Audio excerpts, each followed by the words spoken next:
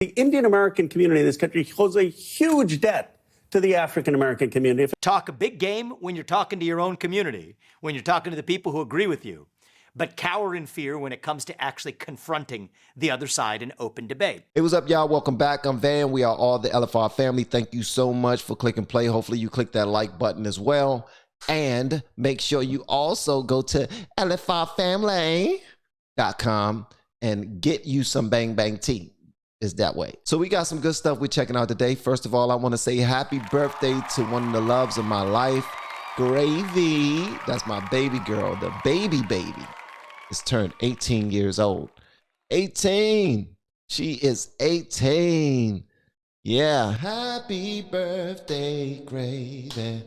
Happy birthday, Gravy. Happy birthday. That's my baby right there. I get tears in my eyes just thinking about it. All right, so y'all know we've been checking out Vivek Ramaswamy. Thank you so much, Shay Brown. I appreciate that. We've been checking out some news about Vivek Ramaswamy, and we all know that he wants to debate Joy Reid.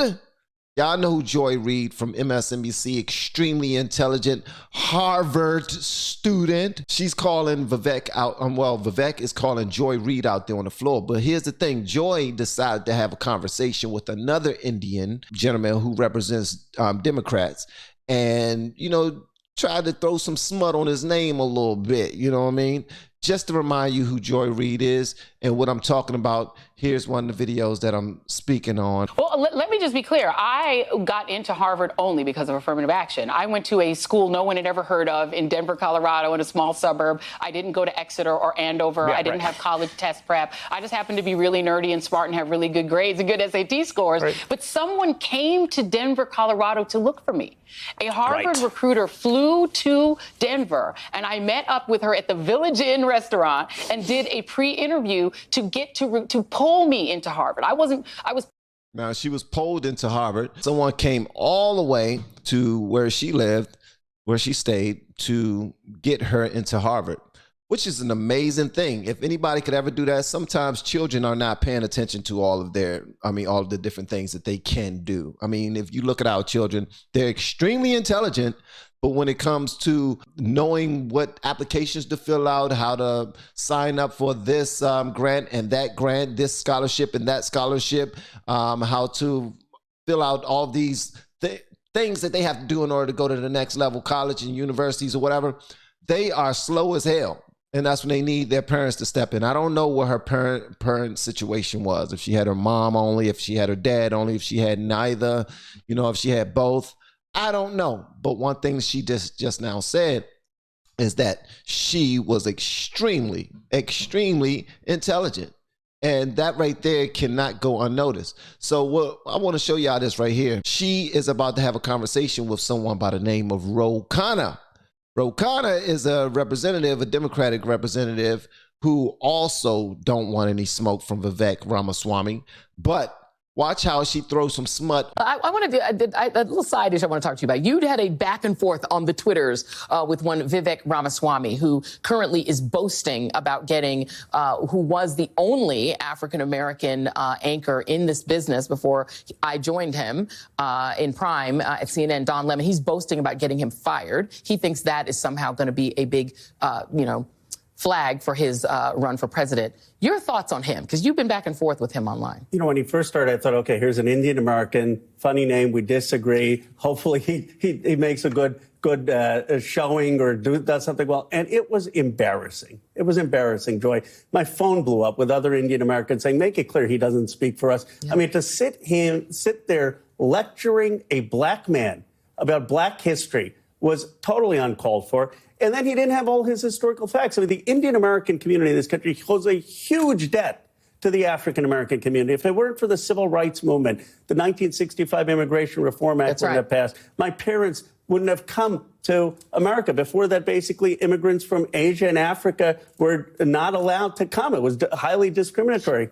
Now, just to let y'all know, the conversation that they were having, the debate that they were having, Don Lemon and Vivek Ramaswamy, had nothing to do with civil rights. They weren't talking about civil rights. They was talking about a speech that he gave at the NRA, and he was talking about the Civil War.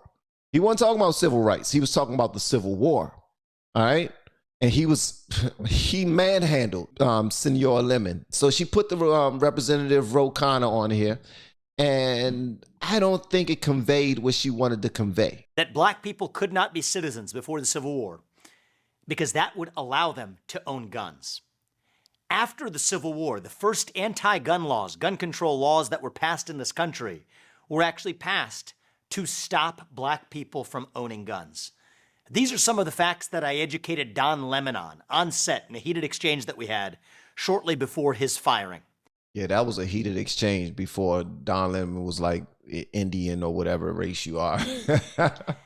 So shortly after that exchange, Joy Reid, an MSNBC host, has Ro Khanna, a Democratic politician who happens to be an Indian American, as a stand-in for the Indian American view, criticizing me for supposedly stating falsehoods. Actually, everything I stated is factually true based on U.S. history, but criticizing at length my supposed falsehoods, and then has Ro Khanna effectively licking her feet, which is exactly what she wanted on air, talking about how Indian Americans owe black Americans a debt of gratitude. So I thought it was remarkable that here's a TV host, supposedly who wants to engage in open debate about my views on this post-Civil War history, who's talking about me on air extensively to another Indian American second-rate stand-in, but won't talk to me directly, so I made an offer. I said, if you want to have a debate about this, if you think that your recounting of the post-Civil War history is any different than mine, let's have that debate in the open. What do we get? Silence. This is what the modern left does, and Joy Reid embodies it. Very well, actually. Cower in fear and hide. Talk a big game when you're talking to your own community, when you're talking to the people who agree with you, but cower in fear when it comes to actually confronting the other side in open debate. That always happens.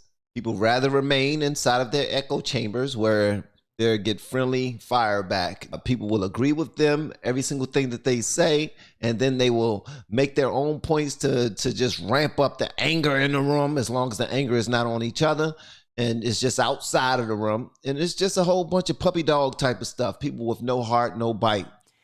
Now, more recently, she was spouting off about affirmative action after the Supreme Court came down with its ruling, saying that she would not have gotten into Harvard without affirmative action. I believe her. I think that's probably true. But then she also complained that she was judged negatively by her peers because she got in based on affirmative action. I actually said that that's wrong. It's wrong to black Americans, it's wrong to Asian Americans or white Americans who are discriminated against, but it's even unfair to black Americans, many of whom I went to school with, who would have gone in meritocratically anyway. It's unfair that they're judged that way. So I said so, and then Joy Reid again, classic pattern, talking about me instead of to me, says that, oh, Vivek Ramaswamy also wouldn't have gotten into Harvard but for affirmative action.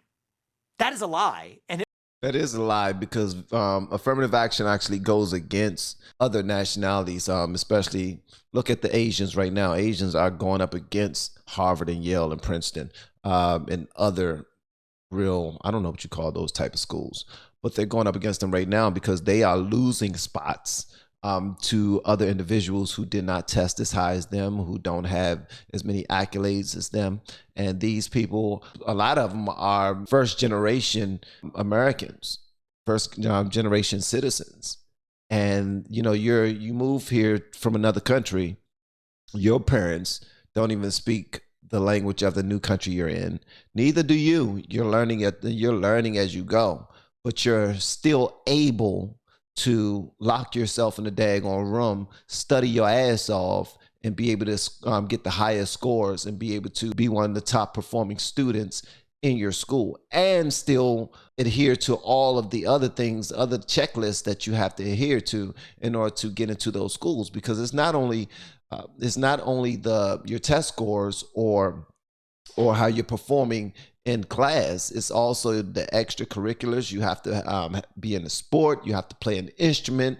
There's so many other things, and they still do all of this, score higher than most of the people who apply to go to these schools, and they still get moved out the way. They still lose their opportunity to attend these schools by by legacy students. That's the students of the people who of the parents who buy all of the buildings or dump a whole boatload of money into these schools, and they've graduated from them schools as well. So they bring in their children as legacy children who don't score nearly as high as these other students who are out there saying that this is unfair, and they also lose opportunities to individuals who are of a darker hue, African American community, and whoever else they decide to give these affirmative action opportunities to, and he lose out on it. When he was on MSNBC, CNN debating Don Lemon and that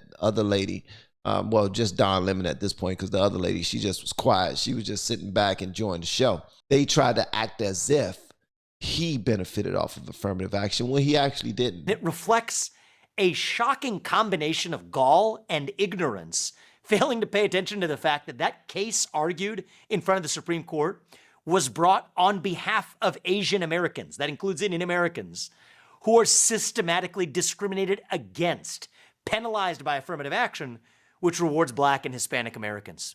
So that combination of ignorance but self-confidence embodies the modern left. And the sad part of it is, folks like Joy Reid, again, they have utter, total, apparent comfort with spewing falsehoods and doing it to only the silos and the echo chambers that agree with them.